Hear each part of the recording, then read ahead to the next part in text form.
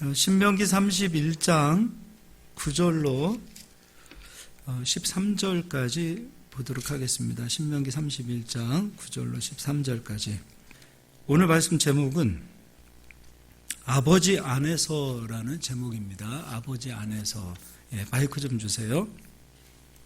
오늘 이제 그 초막절을 저희가 지금 배우고 있습니다. 초막절이라는 것은 이스라엘 백성들이 1년에 추수를 2번 합니다. 그래서 봄철에는 보리와 밀을 추수하고 이제 가을철이 되어지면 이제 지금 이맘때쯤 되는 거죠. 그때가 되어지면 이 대부분 나무에서 나는 열매들 이런 것들을 이제 추수합니다. 그래서 그때 절기를 또 초막절이라고 하고 이제 봄에 나오는 보리와 또 밀을 추수할 때는 초실절 이렇게 지키게 되어지죠.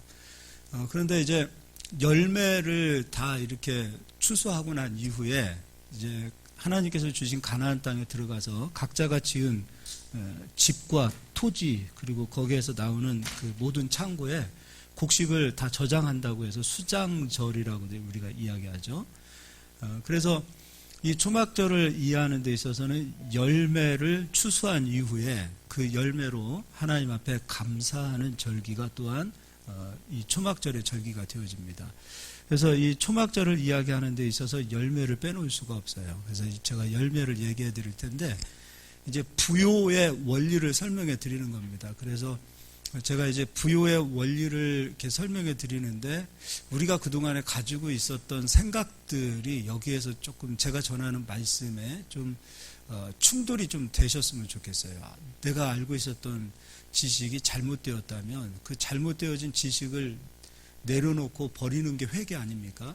그래서 그 잘못된 지식을 내려놓고 이게 하나님의 말씀이면 하나님의 말씀을 잡는 쪽으로 그 지식을 산 지식, 생명의 지식을 여러분이 소유하셔서 저는 우리 성도님들이 좀 부유한 그런 열매를 좀 반드시 경험하시고 그래야 여러분 명절날 추석날 하나님의 역사와 하나님의 축복이 우리들 삶 속에 임하게 되어지면 그게 여러분 말하지 않아도 간증이 되어집니다.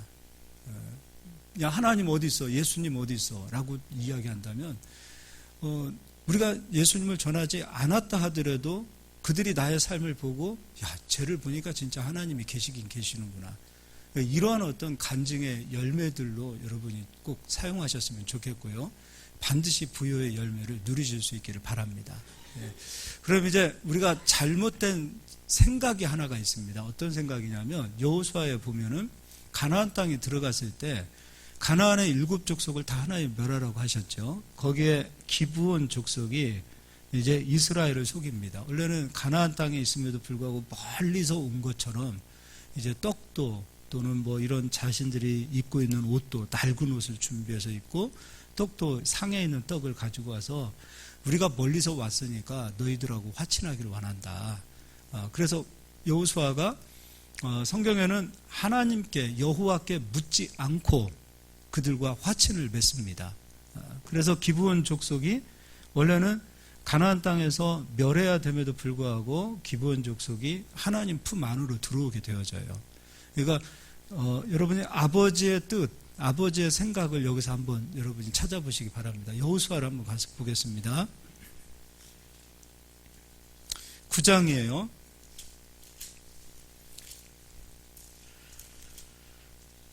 14절 제가 읽어드릴게요. 13절부터 12절부터 읽을까? 우리의 이 떡은 우리가 당신들에게로 오려고 떠나던 날에 우리들의 집에서 아직도 뜨거운 것을 양식으로 가지고 왔으나 보소서 이제 말랐고 곰팡이가 났으며 또 우리가 포도주를 담은 이 가죽 부대도 새 것이었으나 찢어지게 되었으며 우리의 이 옷도 신도 여행이 매우 길었으므로 낡아졌나이다 한지라. 우리가 그들의 양식을 취하고는 어떻게 할지를 여호와께 묻지 않고 여호수아가 곧 그들과 화친하여 그들을 살리라는 조약을 맺고 회중 족장들이 그들에게 맹세하였더라. 자, 성경에 보면 이런 내용들이 많아요. 하나님께 묻지 않고, 다른 말로 하나님 어떻게 할까요? 그 공동 번역 성경은 하나님께 허락을 받지 않고 그냥 기브온 족속과 화친을 맺었다는 거죠. 근데 이런 성경 구절을 통해서 오늘 이러한 말씀으로 인하여 우리가 잘못하면은 말씀에 묶여버리는 경우가 있어요. 그러니까 말씀에 묶여야 되는데 그 말씀에 묶일 때 율법의 말씀에 묶이는 경우가 있고 생명의 말씀에 묶이는 경우가 있는데 오늘과 같은 경우는 율법의 말씀에 묶이는 경우가 있다 이거예요. 그럼 이제 우리는 이런 부분, 여호수아가 하나님께 기도하지 않고 묻지도 않고 이런 일을 해서 기브온 족속이 살아난 거 아니냐. 그렇게 해서 우리는 매사에 하나님 앞에 묻고 허락을 받고 또 하나님의 응답을 기다려야 된다. 이거를 굉장히 강조합니다. 그리고 이러한 믿음과 신앙이 굉장히 큰 믿음과 신앙으로 경건한 믿음으로 본다 이겁니다. 그런데 기브온 족속을 하나님께서 멸하라고 말씀하셨음에도 불구하고 하나님의 속마음은 기브온 족속이 살아난 것을 기뻐했을까요? 기뻐하지 않았을까요? 예? 기뻐하셨어요. 왜 그러냐면요. 사무엘하 가면은 사울이 기브온 족속을 학살합니다. 그런데 그 땅에 다윗 시대죠. 이미 사울은 죽었고 다윗 시대에 그 땅에 기근이 옵니다. 그래서 다윗이 하나님 이게 어떻게 된 겁니까? 저는 하나님 앞에 그래도 예배도 잘 드리는 사람인데 왜 이런 일이 옵니까? 그때 하나님께서 사울이 기브온 족속을 학살했다는 거예요. 그러니까 그들의 핏값을 내가 갚아야 되겠다라는 거예요. 그 얘기는 기브온 족속이 비록 멸할 수밖에 없는 가나안 7족속에 있었다 하더라도 하나님께서는 여호수아가 기브온 족속과 맺은 그 화친으로 인하여 기브온 족속을 자기 품 안으로 자기 자식으로 입양시킵니다. 그리고 기브온 족속은 성전에서 이때 화친을 맺고 나니까 비록 사람과 사람 사이에 맺어진 언약이라도 그 언약을 깨트리는 것을 하나님이 싫어하시기 때문에 여호수아가 기브온 족속을 성전에서 나무 패며 물 깃는 자로 삼아요. 그러면은 성전에 들어오기 위해서는 비록 레위지파 제사장들이 하는 일이 아닐지라도 성전에 들어와서 나무 패며 물 깃는 일을 한다는 것 자체는 그들도 레위지파처럼 기름 부음을 받아야 성전에 들어와서 일을 하는 거예요. 그래서 하나님께서 기브온 족속의 피를 갚아주시고 그리고 사울의 자손 7을 매달아서 그들이 피값을 치르고 났을 때 하나님께서 그 땅에 비를 내려주세요. 그러니까 하나님은 기브온 족속이 살아난 것을 굉장히 기뻐하시는 거예요. 그리고 이제 느헤미야서에 가면은 이스라엘 백성이 이제 바벨론 포로로 돌아와서 성전을 다시 재건을 할 때 사실 성전 재건을 하는 그 가운데 이스라엘 백성들이 회방을 많이 놓습니다. 그러니까 믿지 않는 이방 사람들이 회방 놓은 거는 말할 것도 없고요. 산발락과 도비와 같은 사람들이 회방 놓은 건 말할 것도 없고 함께 협력해야 될 이스라엘 백성들이 회방을 놓고 비방하고 일을 멈추게 하는 일들이 많았어요. 근데 이때 기브온 족속은 달랐어요. 성전에서 나무 패며 물 깃는 자들임에도 불구하고 그들은 성전이 세워지는 것을 기뻐했어요. 그리고 자신들의 예물을 갖다 드립니다. 달랐어요. 그러니까 이들은 은혜를 아는 자요, 은혜를 갚는 그런 어떤 기브온 족속이라는 거죠. 그들은 진짜 하나님의 사랑이 무엇인지를 알아요. 원래 우리는 심판받을 수밖에 없는 존재인데 하나님께서 우리를 성전에서 나무 패며 물 깃는 자로 삼아주신 그 은혜, 그리고 우리의 핏값을 갚아주시는 그 하나님의 은혜, 그 사랑을 기브온 족속은 깨달았고 그리고 성전이 세워지는 것을 누구보다도 기뻐했던 사람들이 바로 기브온 족속이었어요. 자, 그렇다면 이제 제가 오늘 이 얘기를 하는 거예요. 우리는 매사에 어떤 일을 할 때 하나님께 응답을 구하고 하나님께 어떤 확신을 받은 다음에 일을 해야 하는가? 이제 그 부분에 대해서 제가 이제 설명을 해드리려고 그래요. 그럼 이제 우리 예수님을 보도록 하겠습니다. 예수님, 요한복음 10장 가서 보겠습니다.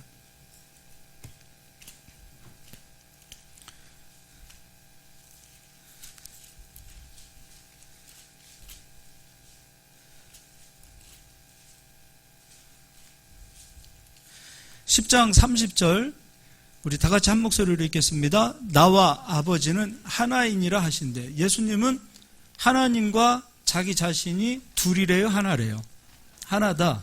예수님은 자기 자신이 하나이다. 하나님과 하나이다. 이게 예수님이 가지신 생각입니다. 자, 어느 날 빌립이 예수님, 하나님 좀 보여주세요.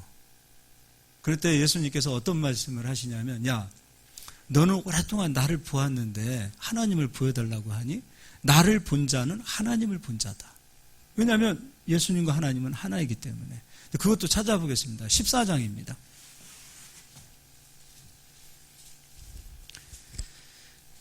8절, 빌립이 이르되 주여 아버지를 우리에게 보여 주옵소서. 그리하면 족하겠나이다. 예수께서 이르시되 빌립아, 내가 이렇게 오래 너희와 함께 있으되 내가 나를 알지 못하느냐? 나를 본 자는 아버지를 보았거늘 어찌하여 아버지를 보이라 하느냐? 내가 아버지 안에 거하고 아버지는 내 안에 계시는 것을 내가 믿지 아니하느냐? 내가 너희에게 이르는 말은 스스로 하는 것이 아니라 아버지께서 내 안에 계셔서 그의 일을 하시는 것이라. 아버지께서 예수님 안에 계셔서 하시는 거라는 거죠. 내가 아버지 안에 거하고 아버지께서 내 안에 계심을 믿으라. 그렇지 못하겠거든 행하는 그 일로 말미암아 나를 믿으라. 내가 진실로 진실로 너희에게 이르노니 나를 믿는 자는 내가 하는 일을 그도 할 것이요 또한 그보다 큰 일도 하리니 이는 내가 아버지께로 감이라. 그럼 예수님이 아버지께 가시는 때는 언제냐면 십자가에서 세상 죄를 다 짊어지시고 죽으신 이후에 부활하시고 땅에서 계시다가 예수님이 이제 하나님 나라로 승천하시죠. 그리고 약속대로 하나님의 성령을 우리들에게 보내주신다고 그랬어요. 그러니까 믿는 자들은 이제 성령님을 받죠. 사실은 성령님이 우리 안에 왔다라는 말도 맞지만 더 큰 의미에서는 우리가 성령 안으로 들어갔다. 우리가 아버지 안으로 들어갔다. 우리가 예수님 안으로 들어갔다가 되는 거죠. 자, 그 상태에서 예수님께서 이런 말씀하세요. 내가 아버지를 16절 내가 아버지께 구하겠으니 그가 또 다른 보혜사를 너희에게 주사 영원토록 너희와 함께 있게 하리니 성령이 오신다는 거죠.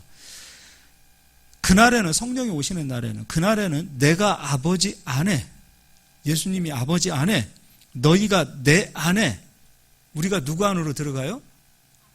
그렇죠. 우리가 예수님 안에 들어가면 예수님이 아버지 안에 있기 때문에 결국 우리는 누구 안에 들어가 있어요? 아버지 안에.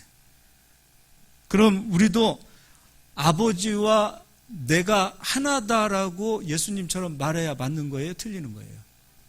맞는 거잖아요. 그죠? 그날에 내가 아버지 안에, 너희가 내 안에, 내가 너희 안에 있는 것을 너희가 알리라. 자, 그러면 예수님은 아버지와 내가 하나다라고 말씀하셨어요. 그러면 성령을 예수님 믿는 자에게 아버지가 보내주셔요. 그럼 성령 안에 있는 우리들이죠. 모든 이 땅의 성도들은 아버지 안에 들어가 있는 거예요. 자, 그러면 이제 내가 아버지 안에 있다라는 믿음으로 사셨던 예수님은 어떠한 삶을 사셨는가? 한번 이제 보세요. 여러분 성경 전체를 한번 찾아서 보세요. 예수님이 어떤 삶을 사셨는가? 예수님께서 예를 들어서 저 문둥병자들이 있을 때 그들을 치유해야 되겠다 했을 때 아버지 저들을 치유할까요? 아버지 저들을 고쳐줄까요? 이렇게 묻고서 고쳐주셨나요? 아니면 그냥 고쳐주셨나요? 그렇죠? 예수님이 만약에 이 땅에서 우리처럼 사업을 하신다. 아버지 나 지금 이거 해야 될까요? 말아야 될까요? 묻고 하실까요? 그냥 하실까요? 그냥 하시겠죠? 자, 말씀이 율법으로 묶이는 경우는 어떤 현상이 나타나냐면 그게 이제 심해지면 어떤 현상까지 나타나냐면 신호등이 있을 때 아버지 나 지금 건너갈까요? 건너가지 말까요? 묻겠죠. 우리는 언제 건너야 돼요? 빨간불에 건너야 돼요? 파란불에 건너야 돼요? 파란불에. 또 건너야 될 때 좌우 확인해야 되겠죠. 그리고 건너가는 거예요. 그리고 내가 아버지 안에 있다라는 믿음이 있으면 덤프가 와서 달리더라도 멈춰야 되겠죠.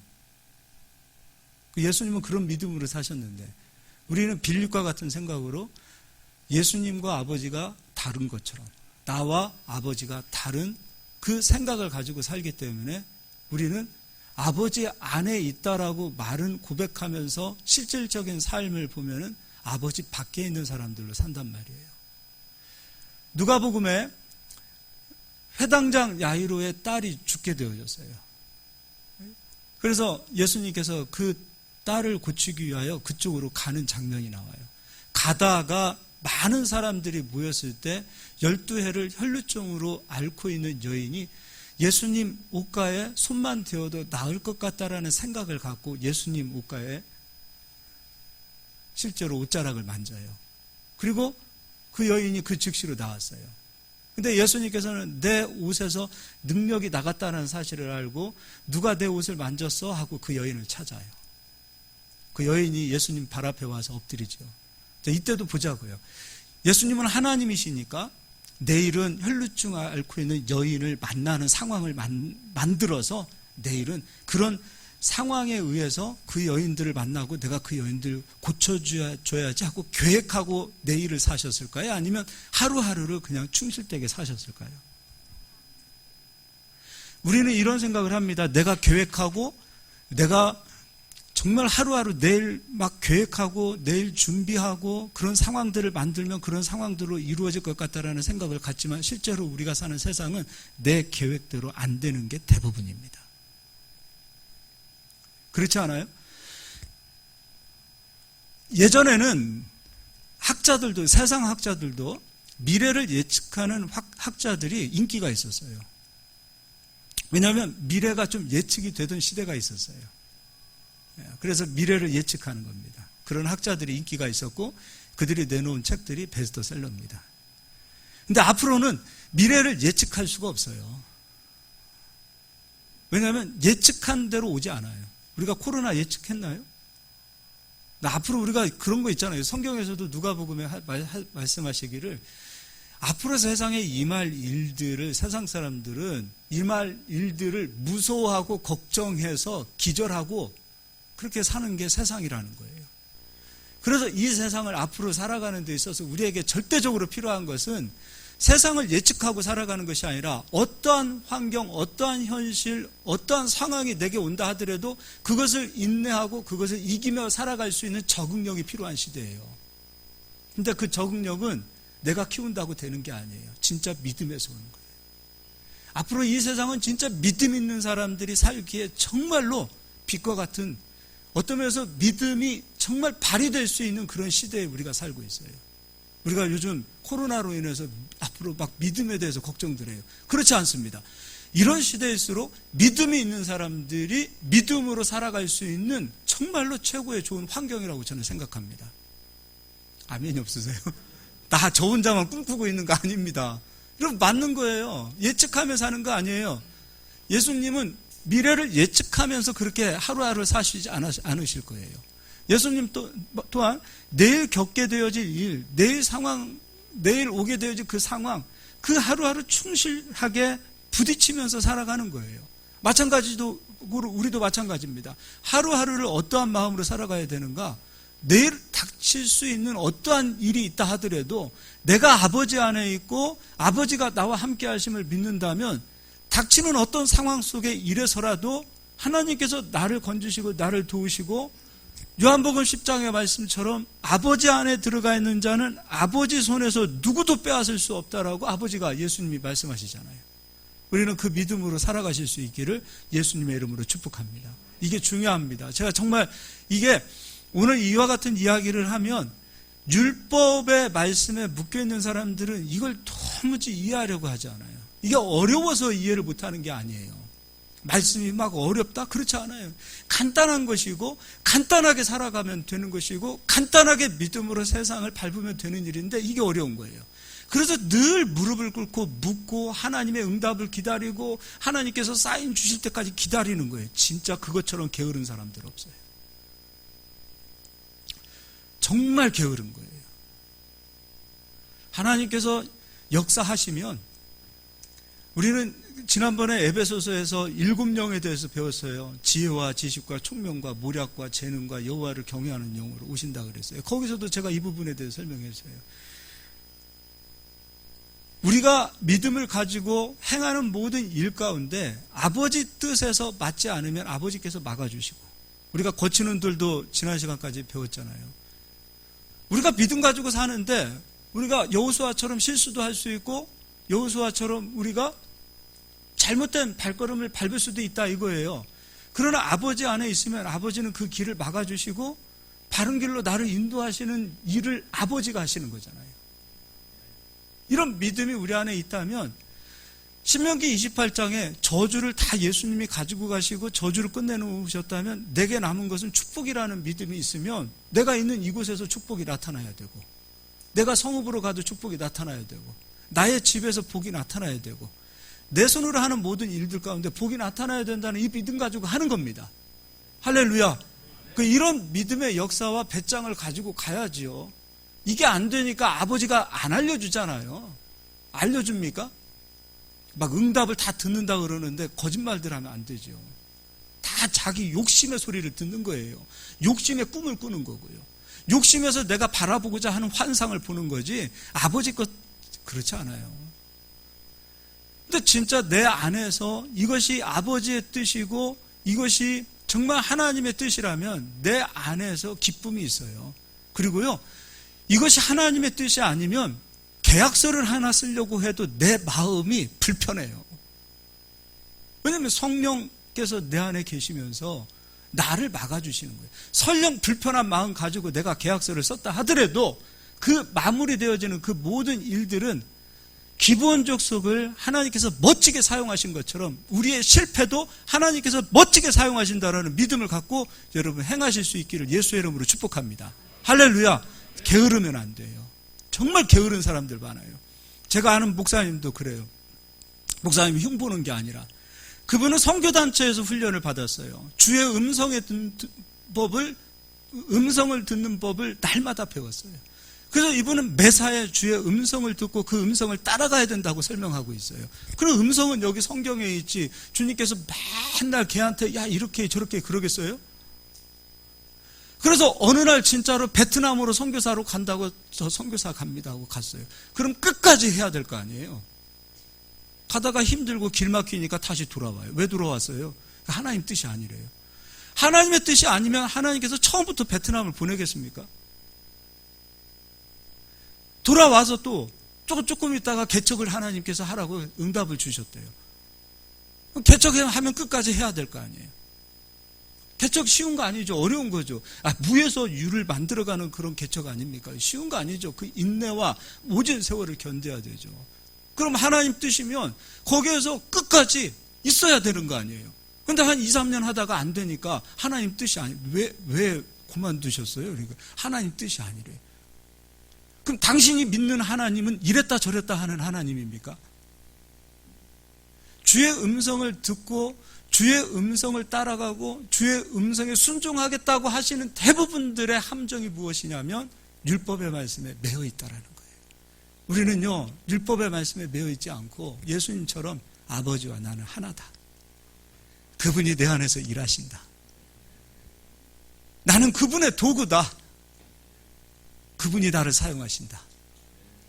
이 믿음 가지고 여러분 배짱 가지고 사시기를 바랍니다. 그리고 순간순간마다 아버지께서 이 가슴에, 우리 가슴에 확신을 주실 때가 있고 아니야 라고 우리 가슴을 그냥 심장이 콩깍콩깍 뛰는 것처럼 우리 가슴에 역사하시는 그 음성에 순종하고 가실 수 있길 바랍니다. 설령 내가 실수하고 실패했다 하더라도 그 실수까지도 멋지게 쓰시는 분이 우리 아버지이심을 믿으시기 바랍니다. 예, 기도하겠습니다.